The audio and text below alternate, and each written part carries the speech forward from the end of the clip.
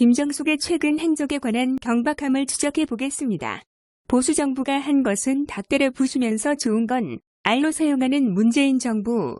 박정희 대통령이 가족용으로 지은 수영장을 김대중은 치료 목적으로 이용했습니다. 박근혜 대통령이 트레이너 출신을 행정관으로 채용했다고 그렇게 욕하고 누명을 씌워 감옥에 보내던 문재인 일당들은 사죄해야 합니다. 제대 나온 수영선수가 경호원이 되자 기다렸다는 듯이 근접 경호원으로 데리고 갑니다. 경력이 10년 이상 된 직원만 가는 자리인데요. 김정숙 개인 수영 코치로 써먹으려고 규정에도 없는 직권 남용을 한 겁니다. 왜 살 빼서 새 시집이라도 가려고 그러시나 늙어서 할매가 주책입니다. 코로나가 한참 확산될 때에 전문가들 말대로 중국 봉쇄하고 마스크를 중국에 수출하지 않는 등 관리를 잘할 생각은 안 하고 우한폐렴이 종식되었다고 선언하며 자기 몸만 건사하겠다고 짱박혀 있던 김정숙은 봉준호 감독을 불러들여 짜파구리 파티를 하며 박장대소를 합니다. 첫사망자가 나오는데 국민의 생명은 안중에도 없고 뭐가 좋다고 쳐 웃습니까? 이것들은 말로만 사람이 먼저다 그러지 사실은 중국 인민이 먼저인 것입니다. 공산주의 배급제를 목표로 테스트해보는 것인지 마스크로 국민들 줄 세우기를 시킵니다. 세계적으로 유명한 편의점 유통망과 잘 발달된 온라인 택배 시스템을 버리고 특정 업체인 지오영을 내세워 약국에서만 판매를 지시합니다.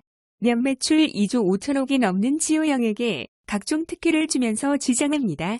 지오영 대표 조선에는 목포 부동산 재벌 손혜원과 김정숙의 숙녀회 같은 멤버입니다. 조선희의 남편은 공영 홈쇼핑을 운영하며 문재인 대선 캠프에서 중역을 맡은 사람입니다. 이쯤 되면 외무리수를 두면서까지 지오영에게 특별한 혜택을 주었는지 알 것입니다.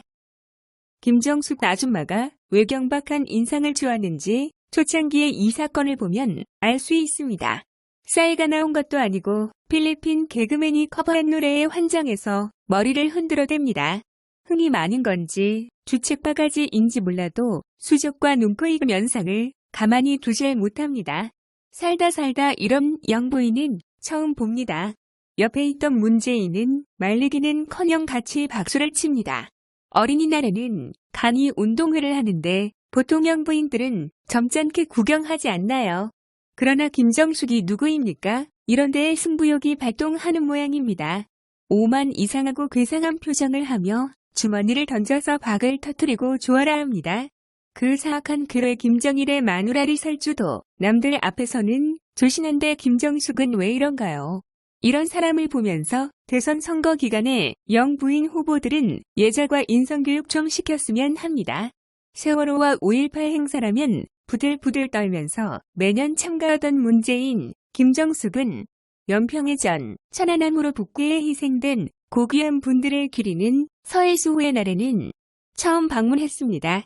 천안함에서 생떼 같은 아들을 잃은 윤 할머니가 문재인에게 다가가서 뇌근이 한을 풀어달라며 범인이 누구인지 말해달라고 하자 오기 싫어하던 김정숙은 옆에서 북한 욕한다고 무서운 눈초리로 사람을 잡아먹을 것 같이 윤 할머니를 무섭게 찌려봅니다.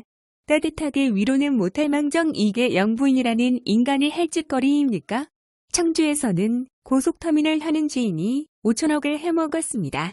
터미널 부지는 터미널을 20년 이상 유지한다는 약속을 해야 넘길 수 있는데 이 사업가는 300억 혈값에 사들여 주상 쇼핑몰을 건설해서 막대한 이득을 챙겼습니다. 용도를 변경하는 특혜를 받아내었는데 특히 청와대에서 김정숙 인맥과 긴밀한 관계를 가진 인물입니다.